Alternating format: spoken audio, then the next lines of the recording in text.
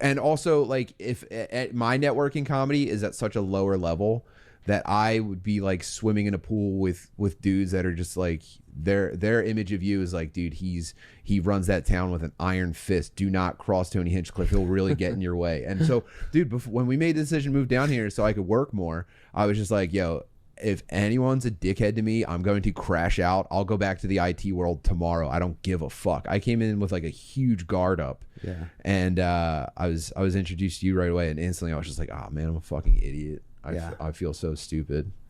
Yeah, it's the weirdest thing. I hear these things sometimes. I would have preferred you being a fucking nightmare, right? Like prissy dickhead diva. Yeah. And unfortunately, I have to live in a reality where you're like a super nice, chill guy that's always trying to have a good time. Exactly. It's brutal. It's the weirdest thing how that some people.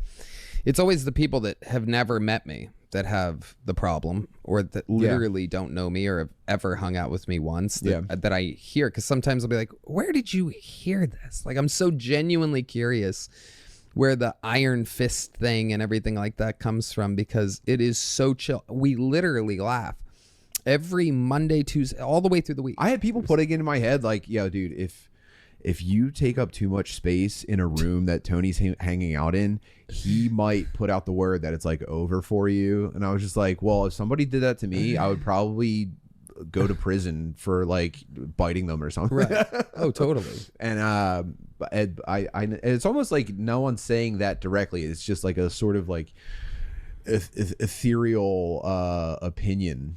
I think it's a mythology that people like to create in their heads.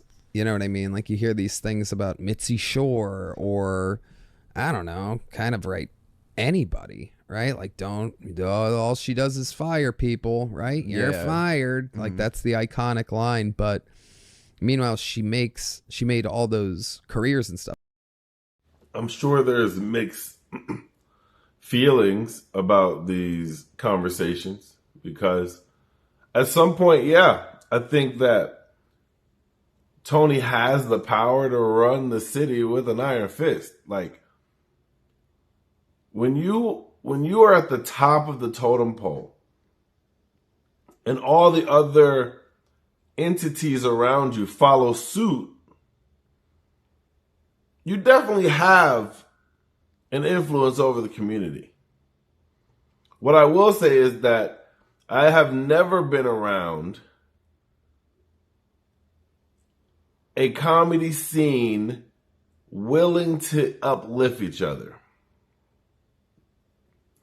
I was in Tampa, I was in Colorado Springs, and within those two locations, it seemed like gatekeepers were winning and they were the only ones getting work.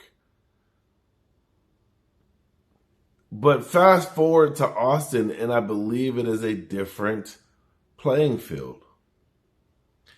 And I believe that Tony has a lot to do with that. You know, the whole movement to Austin helped benefit up-and-coming comedians.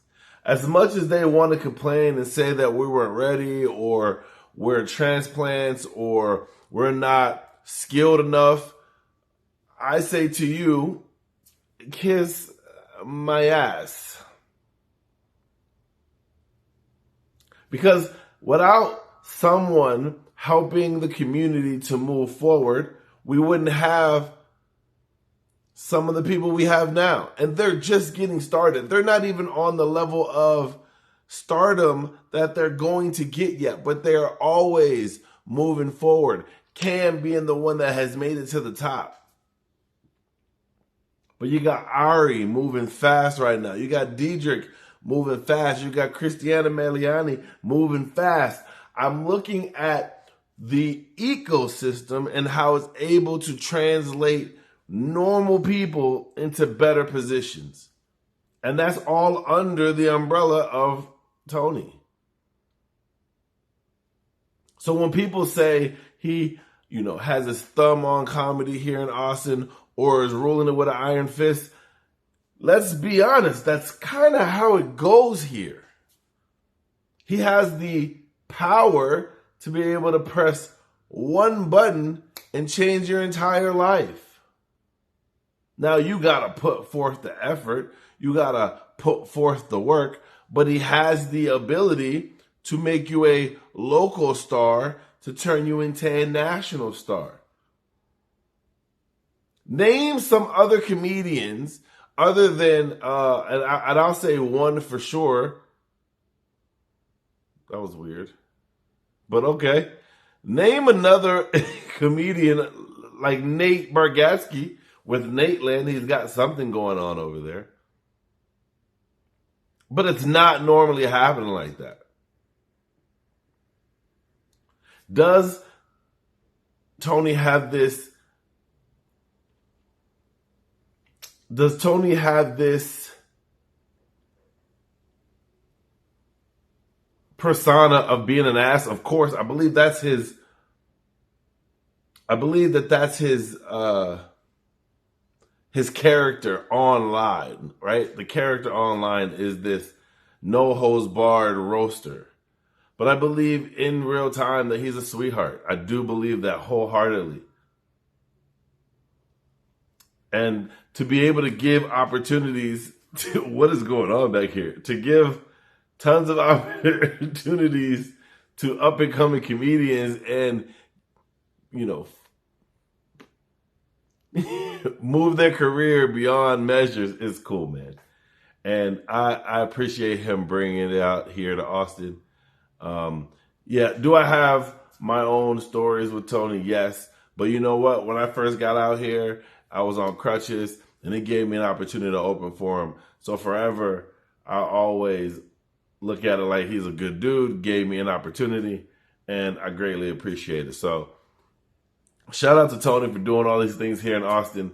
Whether he fucks with me or not, he is creating something that most people haven't been able to create. Whether it's on the backs of comedians, whether it's opportunities for them, it really doesn't matter. I'm just happy to be a part of it. I've been a part of history for the last 2 years, and I don't plan on stopping because I plan on being here for the long haul. I'll holler at y'all at the next one, man. Y'all tell me what y'all think. Y'all think Tony got that much of influence over the city, over comedy, or do you think it's just something that's a myth? You tell me. I'll holler at y'all in the next one. Like, comment, subscribe, all that good stuff. Peace. Until we meet again.